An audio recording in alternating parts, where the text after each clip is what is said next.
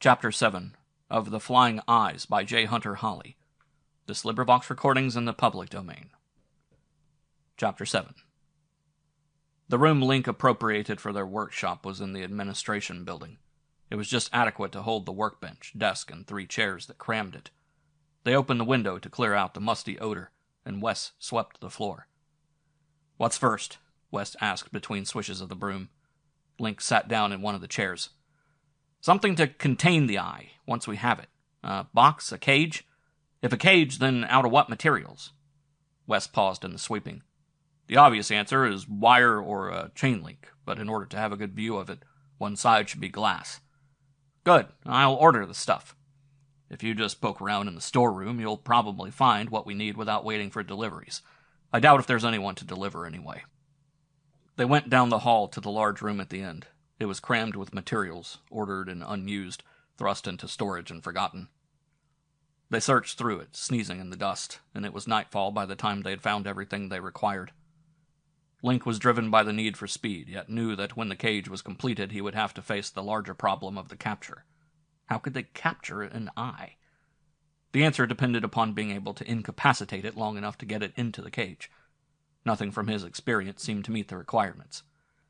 As the cage took shape, a tall rectangular frame, top, bottom, and 3 sides covered with fencing, the other waiting room for Wes's glass, he made a conscious effort to think the problem through.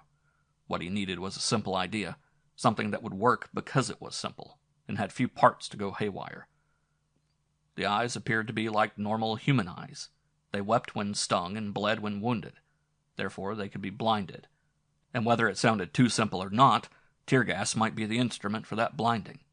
Tear gas bombs, smothering it in fumes, should incapacitate an eye long enough for them to get their hands on it. He told Wes, and Wes agreed that it sounded logical. "But what do we do with it once it's blinded?" Wes asked. There was a crawly look on his face. "I don't think I could muster the courage to touch one of those things. To touch it and carry it. What would an eye feel like to touch?" Link shivered.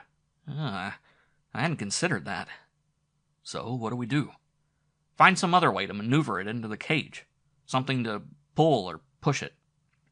"Pulling sounds best to me. They float, so if we could get something around it and pull, ought to float along behind us." Even as Wes talked, the picture he created took form in Link's mind, and the tool they needed was there in the picture. "A net," Link said. "We'll get a big net, and while the thing is blinded by the gas, we'll throw the net over it and pull it in." Wes sighed a loud sigh of relief. "Here's the glass." He fitted it into the slots. "It sounds crazy, going after an eye with tear gas and a net, but at least it's a plan. When I volunteered, I doubted if you'd ever figure it out." "You volunteered for more than either of us expected. Frankly, I thought Iverson would grab my idea, then give it to some poor fools to carry out, and I'd have to bear the guilt of their failure." "He gave it to 2 poor fools, all right. Link Hosler and Wesley Rowe. 2 fools in the traditional pattern." Morning came brightly, and they left the house 3 strong because Ichabod refused to be locked behind. He had been alone too much since the departure of the housekeeper and demanded companionship. "I haven't heard of the eyes attacking animals," Wes said as he put the dog between them on the front seat. "He'll be safe." The dog was nervous and eager, bumping Link's arm with his busy nose. It was the last thing Link needed, but he made no comment. They had driven home in the lab's pickup truck, and now it clattered down Colt Street, disturbing the morning silence. Link thought they must make a strange sight. 2 men and a dog, a rattly truck, and on that truck, covered with a tarpaulin, an 8-foot cage, empty and waiting. They were going out to do battle like men armed with sticks against cannons. The tear gas bombs were in a box that Wes held, 2 gas masks on top of them. The net lay folded beside the cage. Link took the deserted roads into the country. The farms they saw were devoid of activity. They might as well have been dead farms. Link was headed in the direction of the game preserve and the hole, but minutes passed and they were still alone. There was no eye in sight. The sun had climbed to 10 o'clock, and still they moved alone down the road, making a clear target, but unchallenged. Link's hands were sweaty as the minutes ticked by without release from tension. "Why don't they come?" he hissed at Wes. "Do we have to go right up to their den?" "Let's not try that." Wes's hand was on Ichabod's head, taking his own nerves out in the comfort of his dog. "Maybe we're not Did you see enough prey? 1 truck, 2 men. They go for bigger numbers. They've got to go for us. Take it easy. You'll get yourself so worked up you'll panic when we do find one. The fields at their sides were high with weeds, and looming ahead was a small woods, bright-colored against the sky. He tried to see its beauty, the red torches of maples and the higher yellows of elms. He tried to relax in it. Too much tension could lose a battle, and this would be a battle so dangerous that he must have all his wits about him, if there was a battle. As they neared the woods, Ichabod stiffened. His busy nose ceased its probing and pointed, quivering straight ahead. There was an almost imperceptible growl in his throat, and Link's foot stamped on the brake in reaction to the sense of danger. Up and over the trees a shadow came, and resolved into the distended form of a giant eye. It was blue, a watery blue, and it slithered its iris from side to side, sweeping the ground. Wes's hand closed over Link's arm, and Wes was a shaft of stiffness to match his dog. The eye zoomed higher and sailed on. Its blank gaze touched the truck and swept past. It wasn't going to bother with them. It was going to leave them behind. Frantically, Link leaped from the truck. This was his chance, and he was missing it. He hit the ground and started yelling and waving his hands in the air. "You devil!" he shouted. "You dirty, slimy devil! Come down and fight! Come down!" The eye swerved in the air to peer at him, and he waved harder and cursed it.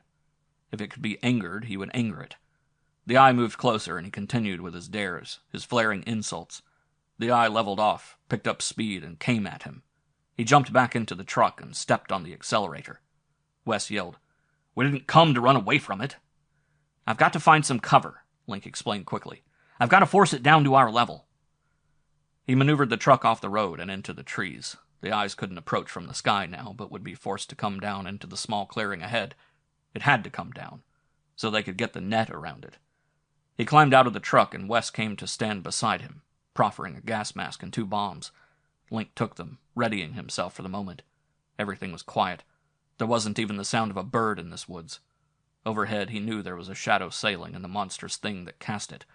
But here, they were in a world alone. The moment had come, and he was afraid. A movement through the leaves dragged his attention forward and up. Into the clearing before them, beneath the leaves, edged a pinkish lower lid, then a white iris, and then the watery blue of the eye he had cursed. It sank down, more and more of it visible, until it was all there, hovering 2 feet above the ground, staring at them with the blankness of its alien sense. Link hated it violently in that moment. Its ugliness, its monstrosity were a blight upon the earth. He hated it, but he couldn't move. It fascinated him, it awed him, and it paralyzed him. Wes was silent beside him, and together they stared at the thing that had come down into their trees. Ichabod barked wildly from the truck, and the sharp yaps pierced through Link's consciousness, shocking him back to reality. He felt the tear gas bombs hard in his hand. He raised them slowly, ready to throw, his left hand fumbling with the mask for his own protection. As the eye settled, making no move except great hypnotic blinks, he tightened the muscles of his arm. "Now!" he screamed to Wes, and heaved his bombs straight at the thing in the path. They hit and burst, and 2 spurts from Wes's hand rose beside them. Link pulled on his mask, started forward, and stopped. The whole clearing was obscured by the fog of the gas. The eye was invisible behind it. Wes pushed one end of the net into his waiting grasp, but still he stood. "Come on," Wes called. "We'll lose our chance." Link stumbled forward into the smog, trying to hurry, yet trying to keep his feet in the blur. Then he couldn't stand the suspense another moment. He ran headlong into the mist, the tug on the other end of the net telling him that Wes was keeping pace. The mist cleared briefly, and something brushed his face, something soft and hairy, and he cried out and jumped backward. In the momentary clearness, he saw the thing that had touched him, the eye, its great lashes twitching, water running from it to wet the ground. He had almost run straight into it. "Go to the left!" he yelled at Wes. Link ran to the right, past the place where he knew the eye to be, although he could no longer see it through the mist. He seemed to run for miles before he felt the pull of the net as it hit the eye and circled it. He cut in then, to meet Wes, and they came together in the fog, joining their hands on the ends of the net, only sure of the capture by the tugging of the mesh and the pulling bulge it made behind them. "Hurry!" Wes's whisper was shaky. "Go back through the trees." "Be careful," Link called. "Don't get away from me." They moved quickly but carefully, pulling the net and the floating weight of the eye in a circle, back through the woods and out of the tear gas. When they reached the open air, they turned to look at what they were dragging. Behind them, wrapped in the mesh, the eye floated, bulging, unable to blink because of the restraining material, dripping great drops of water on the leaves in a sodden trail. It was still blinded, and it looked for once completely helpless, with no hands to wipe away its tears. At the truck they separated, each proceeding down a different side, aiming the eye and the net at the cage. The door was open for the thing, and they maneuvered it up. The net shoved it partway inside, but the back of it stuck out. "Give it a jerk," Wes said. They tried jerking the net, but it didn't work. The eye still protruded. Link fastened his end of the net around the side mirror at the front of the truck, then ran back to the eye. He took a deep breath to hold his stomach from retching, and said, "I'm going to shove it in. When you see it go, come around and free the net from the cage so I can close the door. Got that?" "Got it," Wes answered. "Be careful." Link braced himself, put his hands out, and closed his eyes against the horror, and steeling himself against the touch, he shoved. The thing was warm under his hands, warm and wet, and a shudder raced up his wrists and down his back. He jumped backward, letting Wes run between him and the truck with the free net. Then he slammed the cage shut and fastened the lock. He stood there panting. It was done. The eye was in the cage, still weeping, still blinded, its back to them as it faced the glass wall. Wes trembled as he reached for the tarp to throw over it. "Let's get it to the lab," he said to Link, "before I'm sick." Link climbed into the truck. Wes immediately gave Ichabod a great hug. "You saved us, old fellow," Wes said to the dog. "Your barking saved us, and we've got our eye." But could they keep it? Link wondered as he sped away from the trees. Now that they had it, would Collins prove to be right? Would it seep away from them somehow, or would it stay in the cage? Link swung into the lab parking lot. Bennett was walking through, and Link called, "Would you give us a hand here?" Bennett approached warily. "Have you got what I think you have? Did you bring back an eye?" "We brought one. Help us get the cage into our lab." "Okay." Bennett's reluctance was only too plain. "But don't take the cover off. I'd rather not see the thing, if you don't mind." When they lifted the cage down, it was no heavier full than it had been empty. Was the eye gone, then? "Wait a minute," he ordered, and lifted his side of the tarp. He had to know. But the eye was still inside. It rested inside. It rested there, floating a few inches above the floor of the cage, adding no weight to the enclosure. They carried the cage into the lab and placed it on the workbench. Bennett left in a hurry, but Myers quickly replaced him. Myers was more eager, more confident, and he came in as fast as Bennett had gone out. "You got it," Myers said. "Collins has bet all day that you'd come back empty-handed. I put my money on you, Hostler. I've seen Collins lose too many bets before." He walked around the bench where the cage sat. "Is it in there? Really locked up in there?" "It is," Link answered. "Do you want to see it?" He expected Myers to run, but the technician fooled him. "That's why I came. Who's going to do the unveiling?" "I will," Link said. He caught the tarp in both hands and swiftly jerked it off the cage. And there it was, watery blue, still red and moist. It hovered in the cage, peering out through the glass wall straight at them. There was a blankness in it, and that was all. Its great lids blinked and fluttered, covering the blankness for a brief second and then showing it again. There seemed little menace about it. Something in it was gone. Link turned away.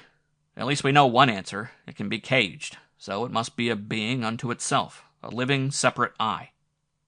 "It looks pretty harmless all of a sudden," Wes commented. "I expected some triad retaliation, but it just sits there." "Fascinating," Myers mumbled. He was watching the eye intently. Link sat down. He had done it. He had formed a plan of action against the eyes and carried it through successfully. And judging by the eye's new docility, he felt the study of it wouldn't be hard. "I guess we make a decent team after all," Wes was saying. "The three of us, Ichabod, you and me.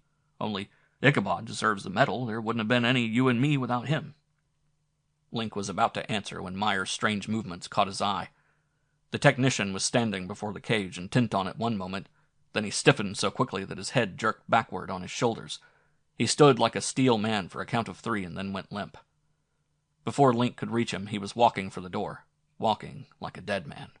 A zombie. Link spun him around, but there was no sense in his eyes. No vibrant life in his body. Link let him go, and Myers opened the outside door and proceeded across the grounds toward the open fields. Link turned to find Wes staring at him in pale shock. The thing in the cage sat unmoving, barely blinking and utterly blank. But it wasn't harmless. It was as deadly and dangerous as ever. And now all its danger was caged inside the lab, inside this tiny room. Link threw the tarp over the cage, covering the stair and the danger with it. It wasn't so easy after all. Before they could even begin to study the thing, they had to find some way to resist its hypnotic power. "We'd better report Myers," Wes said. Link nodded. "And then go home. I don't want to hear Colin's accusations. Not tonight. They'd probably be justified this time." "Are you blaming yourself for Myers, too?" "No, just for the stupidity of thinking that Cage, the eye, would suddenly lose its ability to hypnotize." "Courage and the will to try are not stupidity," Wes corrected him. "Even if it comes from nothing, no one can take the credit of trying away from us. Go get Ichabod and put him in the car. I'll tell Iverson about Myers and meet you outside. Our friend here," he indicated the cage, "can just cool his eyeball till morning." End of Chapter 7.